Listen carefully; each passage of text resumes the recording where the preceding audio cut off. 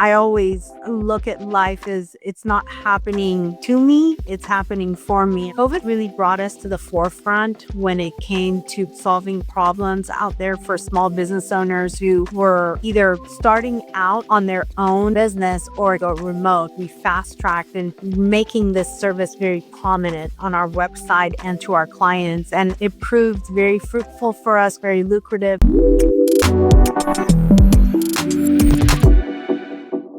Welcome, Nellie, to the Experience Matters podcast. Thank you so much for having me. Great, Nellie. Would love to start with CorpNet.com. Would love to know what CorpNet.com does as a business and what you do at CorpNet.com.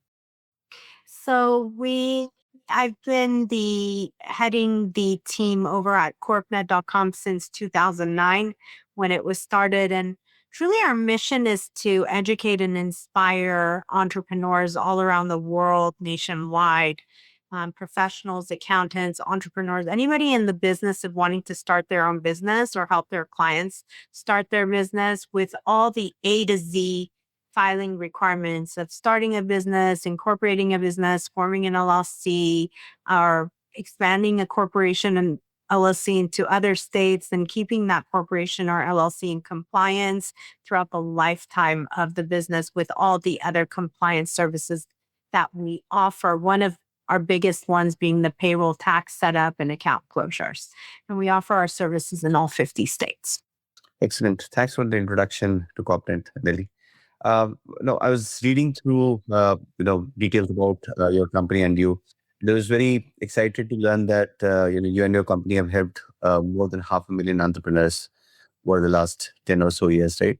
So it's a significant impact, and I can totally feel it being an entrepreneur myself. Uh, could you please walk us through what inspired you in the start to start this business in the first place, and why this business, why this and not something else? Yeah, so I started my first document filing company in 1997 when my husband and I graduated law school. And back then, we felt there was a market for this because there was a lack of awareness that filings such as starting a business, incorporating, forming an LLC were only limited to getting the assistance of an attorney or an accountant who can offer these services. And that's not the case.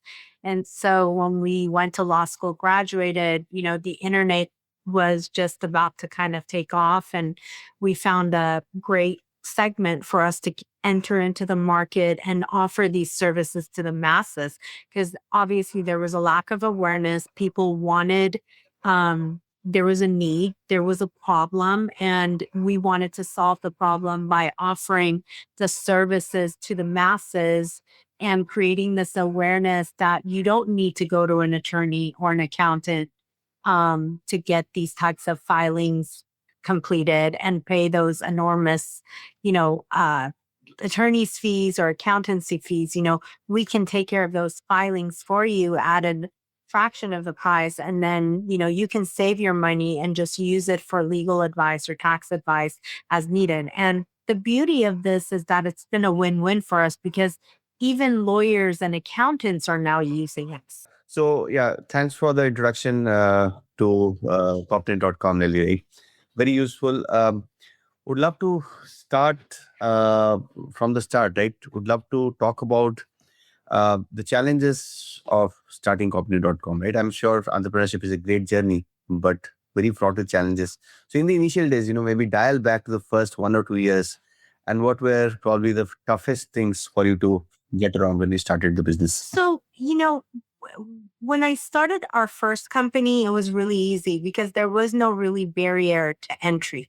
However, after starting my first company, selling it, getting acquired, and then taking some time off, I started again in the same industry with CorpNet.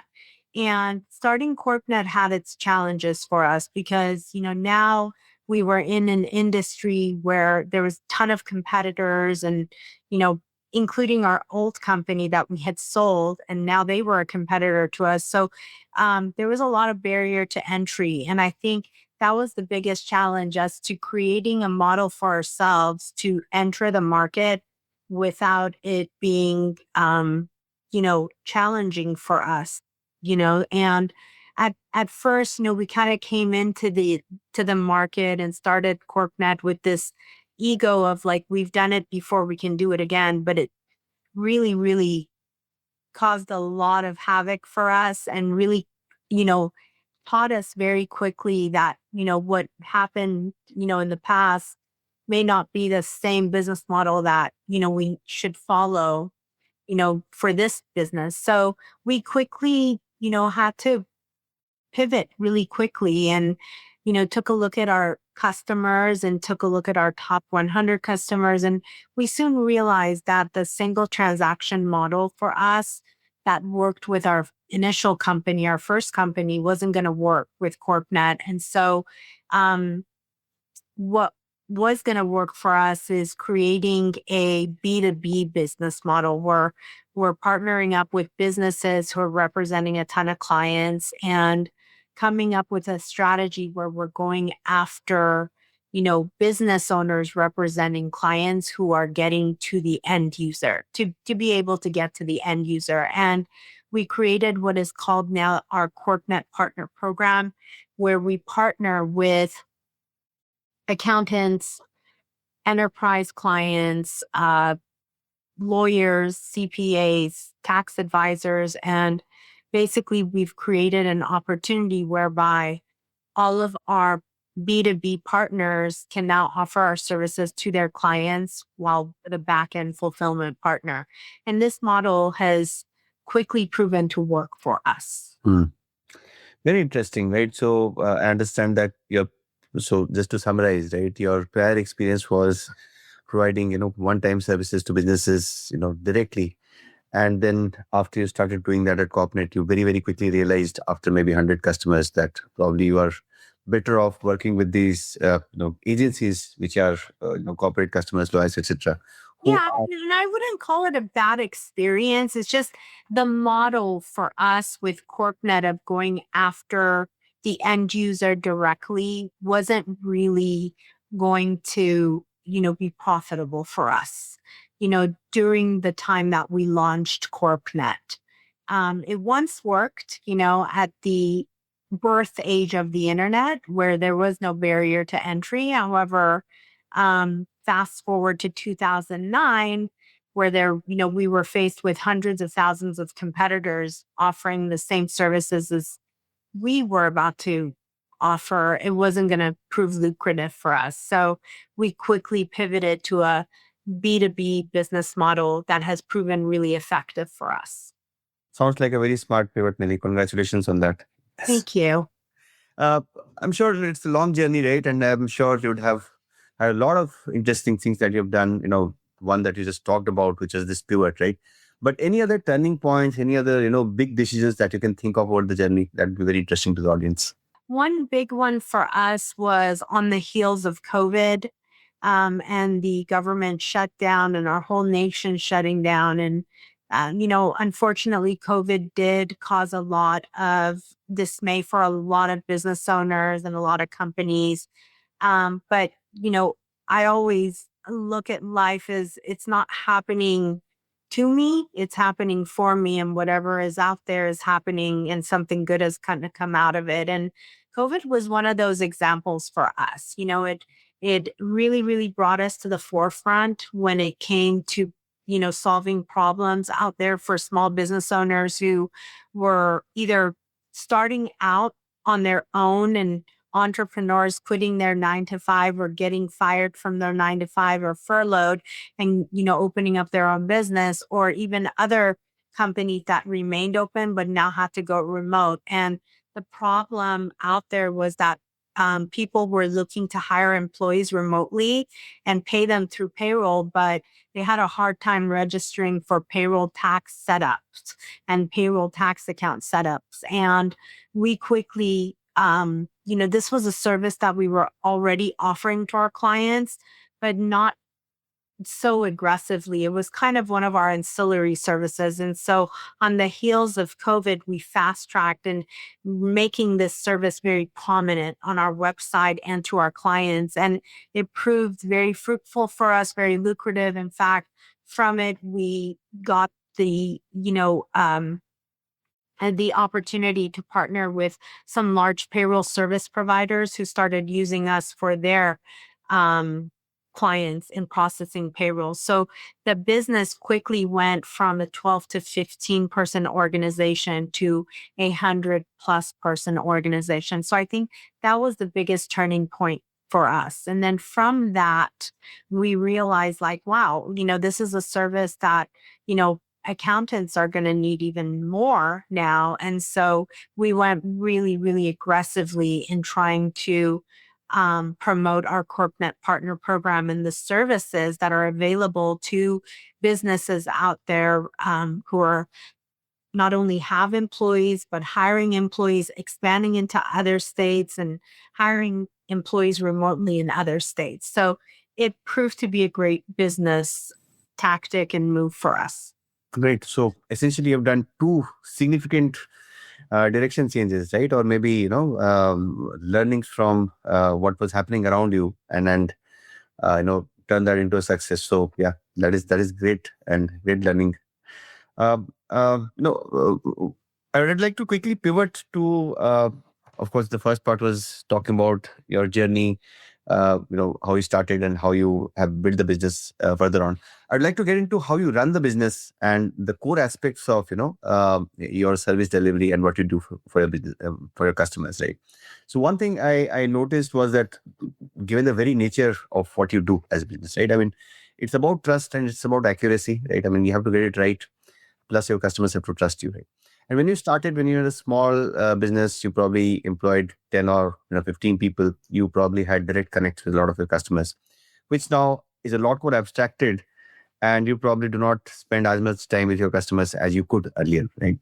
So how have you made sure that these two aspects, which are trust and accuracy, have remained intact as you have scaled the business? So I think it's really a top-down model where, when you have great team members who work for your company, and you're very clear on the direction, the mission, the vision of the company, I think the company will always retain its core values. And again, it goes back to setting the core principles and values for the company. And my vision and principles and core values have always remained very clear that the customer is always number one.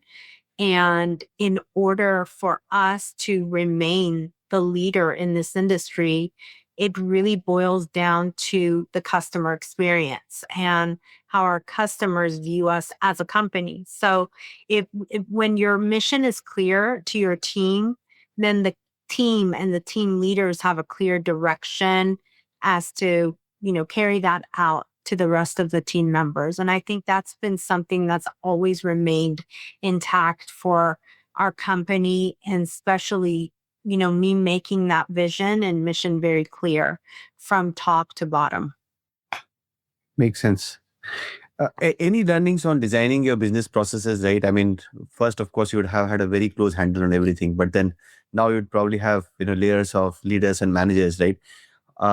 Any learnings on how you design this entire process with multiple people in the rear and still maintaining your So service? I don't want to take credit of it all by myself. I think one of the biggest, learning that one of my biggest aha moments, I would say, and I'm still learning, is that you got to bring in people that are going to be able to provide you with data, because in any department, everything is based on data and analytics. And in order for you to be able to obtain that data and analytics, you have to have clear objectives, including KPIs for whoever is working in that role. And that's something that I'm still at this day learning and improving on. I I'm not a magician, and I'm a human, and in to me it's like life is a learning process. So as I've built companies, and I'm continuing to build CorpNet, it's you make mistakes along the way, and those mistakes for me are the opportunities to learn from. So I would say, for us it's been really, really one of our biggest challenges is always finding great talent, but the other big challenge is learning to make sure the objectives are very clear when we bring talent on and being able to manage them properly to be able to measure their performance, we're learning and improving and perfecting it as we grow CorpNet. Great. Great. Good to know that, good to know that you keep an open mind, you look at data, and, you learn from what is around you and make it. Probably that's the most prudent way to do this. Right? Absolutely. Would also would love to talk about support. Of course, trust and accuracy is important, but with a business like yours and to a large extent ours, right? I mean, support is key to these long-term relationships with customers, right? So, how do you look at support? How do you ensure that customer centricity and this DNA of providing great support is through the organization and is maintained through the organization? I think it comes from I think it comes from setting a clear vision and mission with a set of core values for the company that you as a company holistically can go back to on a daily basis. And when that's clear and it's clearly communicated from top all the way down to from your executive management to your managers, to your leaders, to your front line, it becomes a lot easier to carry that out to the end user being the client. Obviously, for us, we have a dedicated customer experience team as well that is able to, manage the customer experience and provide us feedback on a daily basis. But again, to me, you got to look at this area holistically and look at it from a standpoint of, is the mission and vision clear? Because when you have a clear vision and mission for your company and it's clearly communicated to the entire members of the company, then it's very easy to carry out. Makes sense. Any examples, where your team might have gone above and beyond to really get it done for your customers, right? I mean, that is always interesting to know. That's something that's not, kind of foreign to us. We go above and beyond for our clients every single day, literally. And that's our mentality here at CorpNet. And even myself, you would ask the question as to, the company when it was, um, in its infancy and not a lot of customers. I'm sure you had more touch point with your customers. They can get to me even at this point if they wanted to. We are a very open, transparent company. We don't hide behind names, and the organization really has a mission that the customer is always right and the customer comes first. Now don't get me wrong. We do have the right to fire a client when they're being abusive, out of line. I mean, we have clear principles that we follow, but at the same time, it's really our normal, our ordinary is to go above and beyond for every single one of our clients. Precisely what I was going to say, right? So going above and beyond is the norm, not the exception, right? So makes sense, right? That is what we would also love to do, right? So great, good to hear that. Uh, this the next aspect that I would love to talk about is to building your teams, right? I mean, you can have all the processes, you can have all the KPIs, but ultimately it is people who do things. And how companies operate has had multiple upheavals and changes in the last 6 years, right? When after COVID hit, right, we all went remote. Then we all tried to come back in various capacities, right? And then it's a state of constant flux. So how do you make sure that while you scale, you make sure that you have empathy, you have alignment, and you have a team that is extremely motivated? I think it really, for us, we're a company that promotes a culture of collaboration and eh, collaboration and open, honest, transparent communication where everybody's voice matters. And I think when you have that sort of a culture within the community and the organization, it really promotes dedicated employees who will go above and beyond for you. And also, when it comes to scaling, I think it's really important to put systems and processes together that it's going to, allow a company like ours to grow efficiently, whereby we're not really dependent on the human aspect or the human knowledge, but we are dependent on the systems to be able to grow the business. Now, that doesn't mean we don't need people, but the people are there to really make the systems and processes work more efficiently and kind of connect the pieces together. That's a great way for me to get into my next question, which I wanted to talk about, right? Which is automation, right? Uh, as your business has scaled, as you probably have, many times more customers now than you'd have 5, 6 years back, right? You have automated a lot of process. So, what is the general thought process on automating, right? How do you figure out what to automate, and what is a good idea to automate, and what is a good idea to have humans do? That's a really, really great question. I think when it comes to automation, you got to look at the data to see whether it's worth the spend. So, you got to look at the product. You got to look at the product, see how much money it's bringing in per month. And if the product is bringing in more, and, if it's costing less to bring the product in and it's costing more in overhead, then there's your answer. You got to automate.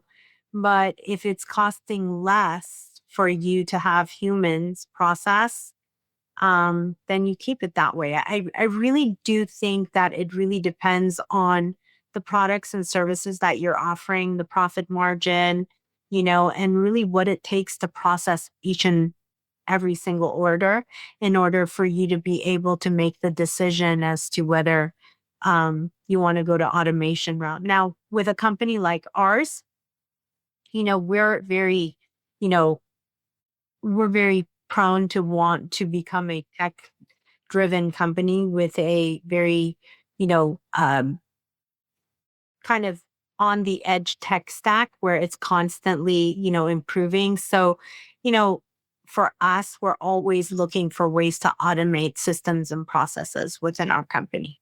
Hmm. Great. And with AI coming in the last 18, 24 months, there being so much activity, right? I'm sure you'd have found a lot more opportunity to do things that would not have been possible earlier. So would love to know how you see AI transforming what you do on a day-to-day basis.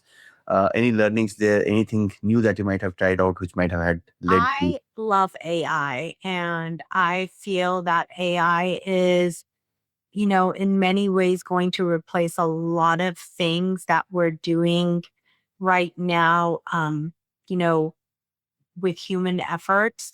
But I don't think AI is going to replace everything out there. I think right now, my most favorite part of AI is, for example, it giving me the tools and resources to market more efficiently to my clients.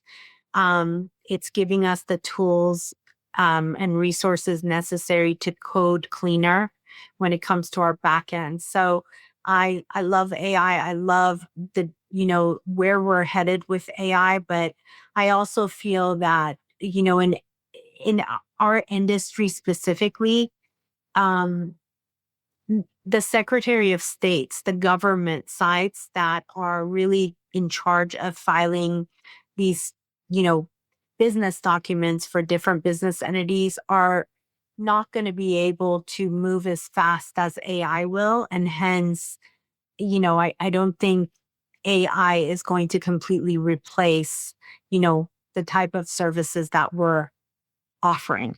Hmm. Makes sense. Great. Of course, with AI coming in, right, how we work with systems and how we work with AI has also changed, right? We can do a lot more now as people, as employees, as business owners that we could not earlier, right? So as you continue building your business, as you hire new people, how do you think you should look at mindset of people that you are hiring to make sure that they thrive in this very AI centric world? Yeah, that's a great question. So for us, again, it really boils down to, do they, are they able to, clearly carry out the mission and vision and the core principles and values that we believe in as a company? And is there a good cultural fit? Is there a good meeting of the minds? Because for us, talent is really important because they're an extension of us. And, mainly they're the ones who are client facing. So it's really important for us to make sure that, there is transparency on our part as to what our mission and vision and, you know, core values are, both company and culturally. And also to make sure that whoever is going to be joining our team is going to be able to not only uphold those, our mission and vision, but believes in it as well. Absolutely. Great. I think that was that. I think the general theme is basically the clarity of mission and vision, and just being able to make sure that you get people in who truly believe in it and are going to adhere to it. Right. I think that is the idea. Great. The last question that I'd have for Nelly is of course you've been a very successful entrepreneur. You have done this for so many times over multiple journeys, right? To someone who is starting, and of course, you are extremely clued in to what's going on right now with AI, right? So for someone who is starting a business right now, maybe tomorrow, what are your top 2, 3 things that you'd want to pass on to them? Yeah, that's a great question. I think first and foremost, align yourself with a reputable company such as our company, CorpNet, because, we can break the steps down very clearly and easily for you, even if you wanted to do it on your own. But it'll save you a ton of money if you align yourself with a company like ours who can do it, clearly, effectively, effortless, and, error free for you and bring your business into existence. And plus, we can save you a ton of time and money to make sure you're not making mistakes along the way. But if you're thinking about starting a business, it really boils down to, are you, do you own any assets? Are you worried about liability protection? Are you worried about somebody coming after your assets? And if those are all yeses, then you may want to, from the get go, consider incorporating or forming an LLC for your business. And right now, it's the perfect time of the year to do that. And you can come to CorpNet and we can help you get started literally in a matter of days. Excellent. Great, Nelly. Great speaking to you. I'd love to, before we wrap up, I'd love to, sum up or, summarize the top 3, 4 things that we just talked about that were, interesting for me, right? Number one was, of course, which is something that you did repeatedly, which was just learning from what was going on around you, right? Learning from the uncertainty, learning from the mistakes, and quickly changing direction with confidence so that you make the best out of it, right? I think that was a repeating theme which I just loved. The second was the just the fact that going above and beyond for your customers has to be the norm, not the exception, right? And you should expect it every single time. It's something that every company should inculcate. And the third thing, which I just mentioned, was a running theme in everything that we talked about, was the importance of the clarity in mission and vision, right? Once you have Yeah. that written down, once you have that repeated often, and when you drive that down, top down, that just leads to so much better execution, right? So that was another great thing that we talked about. Yes. Great, really, thank you. Thanks for your time, right? I'm sure everyone is going to enjoy this episode and would love to speak to you again later. Thank you so much.